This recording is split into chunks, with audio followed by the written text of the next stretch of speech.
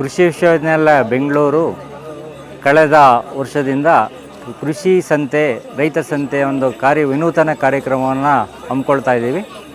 ಇದು 9ನೇ ಸಂತೆ ಆಗಿದ್ದು ಈ ವರ್ಷದಲ್ಲಿ ಮೊದಲ ಸಂತೆ ಆಗಿದೆ.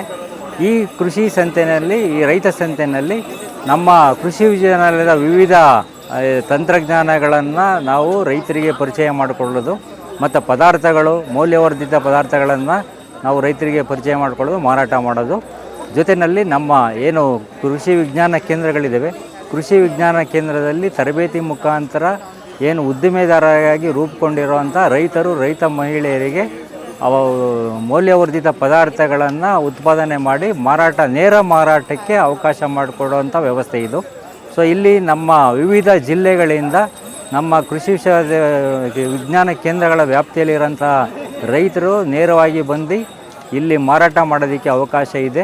ತಾಜಾ ಪದಾರ್ಥಗಳು ಮತ್ತು ಸಾವಯವ ಪದಾರ್ಥಗಳನ್ನು ರೈತರು ಮತ್ತು ಗ್ರಾಹಕರಿಗೆ ನೇರವಾಗಿ ಮಾರಾಟ ಮಾಡುವಂಥದ್ದು, ಕಡಿಮೆ ದರದಲ್ಲಿ ಮತ್ತು ಉತ್ತಮ ಗುಣಮಟ್ಟದ ಪದಾರ್ಥಗಳನ್ನು ಮಾರಾಟ ಮಾಡೋದಕ್ಕೆ ಅವಕಾಶ ಇದೆ. ಪ್ರತಿ ಶನಿವಾರ, 4ನೇ ಶನಿವಾರ, ಪ್ರತಿ ತಿಂಗಳ 4ನೇ ಶನಿವಾರ ಈ ಕಾರ್ಯಕ್ರಮವನ್ನು ನಾವು ರೈತ ಸಂತೆಯನ್ನು ಆಯೋಜಿಸ್ತಾ ಇದ್ದು, ಈ ಸಂತೆಯಲ್ಲಿ ಸರಾಸರಿ ಸುಮಾರು 15ರಿಂದ 20 ಸಾವಿರ ಸಾರ್ವಜನಿಕರು, ಗ್ರಾಹಕರು ಭಾಗವಹಿಸ್ತಾರೆ. ಸರಾಸರಿ ಹೇಳಬೇಕು ಅಂತಂದರೆ ಒಂದು 10ರಿಂದ 12 ಲಕ್ಷ ವಹಿವಾಟು ನಡೀತದೆ.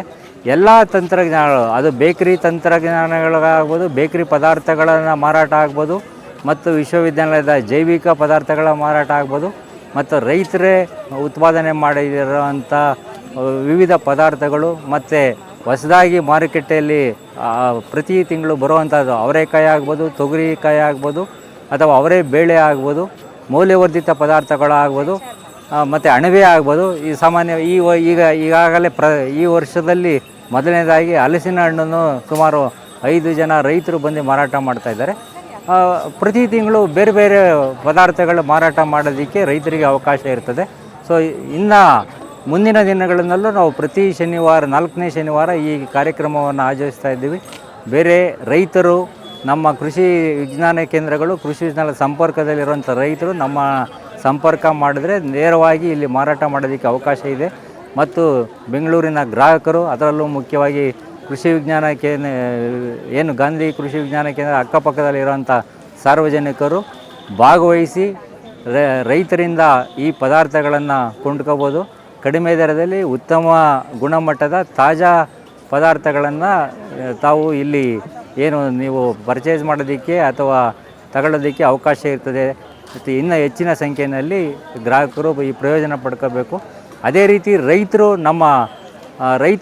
ಈ ನಮ್ಮ ಸಂಪರ್ಕ ಪಡ್ಕೊಂಡು ನೇರ ಮಾರಾಟಕ್ಕೆ ಬರ್ಬೋದು ಅಂತೇಳಿ ನಾನು ಈ ಸಂದರ್ಭದಲ್ಲಿ ಕೇಳ್ಕೊಳ್ತೀನಿ.